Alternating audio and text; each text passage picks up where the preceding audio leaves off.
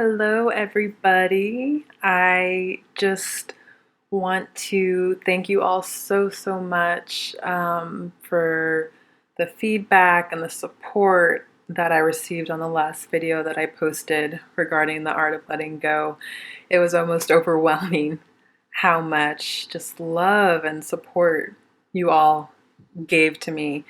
And I just really was moved by that and really appreciate that. And I'm just so glad to know how helpful it was for so many of you, who did reach out to me and personally let me know what a difference that made for you. So thank you for that. I really appreciate it. As I mentioned, I want to continue doing these videos. Just like I said, to support, to shed light, to share experiences, lessons I've learned, and just continue to be that light and hope for you guys. So today I kind of want to focus on a topic that is a little different. It is more geared toward self-image, and it is another chapter in my book that I am currently working on. And what I focused on in the chapter was my experience as a young kid. I did my first modeling job when I was 4 years old. And just my experience during that process, I remember I didn't know what modeling was, but I was really excited about it. I loved getting pampered and getting my hair and makeup done and getting to be on set and get free toys and get paid. And then this ad comes out and they take my beautiful brown skin and make me look Caucasian. And, in that instant, although I didn't understand it at the time, my mom was very upset by the experience. And she kind of wanted me to have a better sense of myself and just to be much more grounded before I continued to pursue a career in an industry that was so focused on image and what that really means in our society.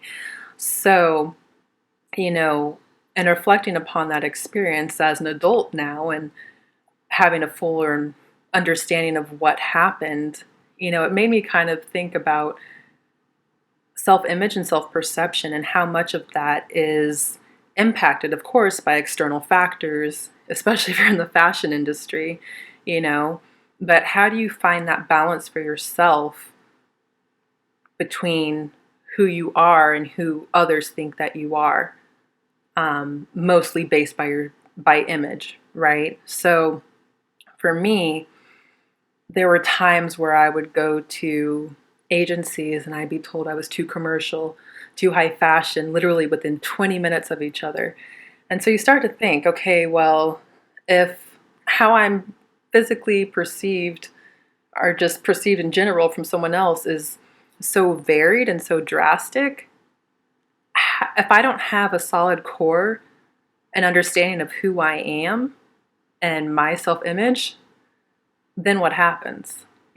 So it really inspired me to develop a deeper connection with myself, how I view myself, not just what I see when I look in the mirror, but how I feel about myself, my actions, my behaviors, my attitudes, how I'm showing up in the world. I'm ultimately in control of how that is depicted, and people are going to have different ways of interpreting your actions and your behaviors. And that's perfectly normal and perfectly fine, but for yourself, for me, I wanted to just more thoroughly and deeply understand what my self-image was, because I feel like I had given so much of that power and control to agents, to designers, to clients, whoever, and I felt like I was starting to lose a sense of who I was. And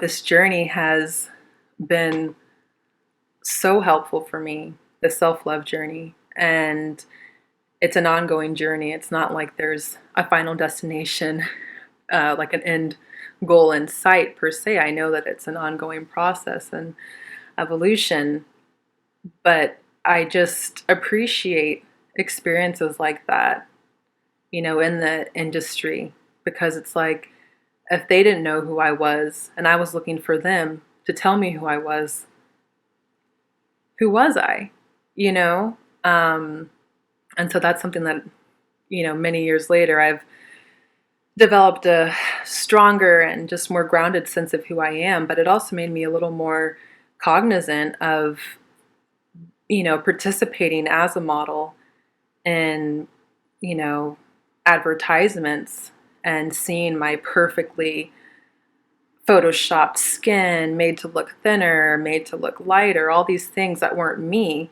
not just what message was that sending to me, but what message is that sending to other people who see these advertisements and, take that as being the ultimate ideal of beauty in our society, and how does that affect your self-esteem? And it's so much more complicated when you really think about it.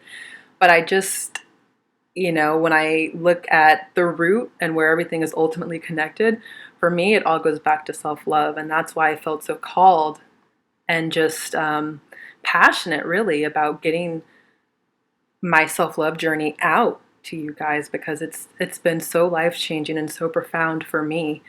And so my hope is that, by sharing this, that this can be helpful for other people as well. So I hope that this was a little helpful. Again, I am like super excited, and I love doing these videos too, because it's not only helping you guys, it feels good for me to be giving, in this way. And then it's also great because it's holding me accountable to make sure that I'm meeting all of my deadlines and getting everything done when I want to get it done. So it's just a great blessing all around. So again, please continue to send me comments, messages. I love the dialogue that you guys have gotten going on the last video. I'd love to do it again on this video. And again, let's continue to support each other. Much love and light to all of you.